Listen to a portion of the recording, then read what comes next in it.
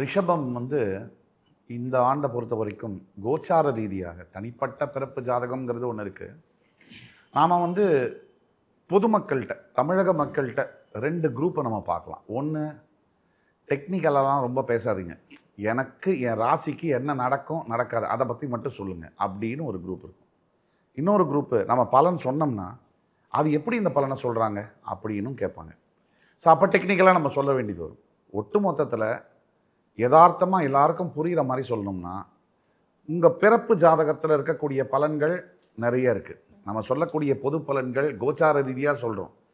அப்போ எனக்கு நடக்கலையே நடக்குதேன்னு சொன்னால் மாற்றங்கள் இருக்கத்தான் செய்யும். பிறப்பு ஜாதகங்களில் கொஞ்சம் சேஞ்சஸ் இருந்ததுன்னா நம்ம சொல்லக்கூடிய பலன்கள் மாற்றங்கள் இருக்கும். பிறப்பு ஜாதகங்களில் நல்ல தசாபுக்தியெல்லாம் நடக்குது அப்படின்னு சொன்னால் நம்ம சொல்கிற பலன்கள் துல்லியமாக 100% இருக்கும். இவ்வளோதான் விஷயம். ரிஷபம் வந்து இந்த ஆண்டை பொறுத்த வரைக்கும் ரிஷபத்தில் நம்ம பலன் சொல்லணும்னா அவங்களுக்கு வந்து ஒரு சூப்பர் டூப்பர் இயர் தான் இது, ஒரு இங்கிலீஷ் இயரில்.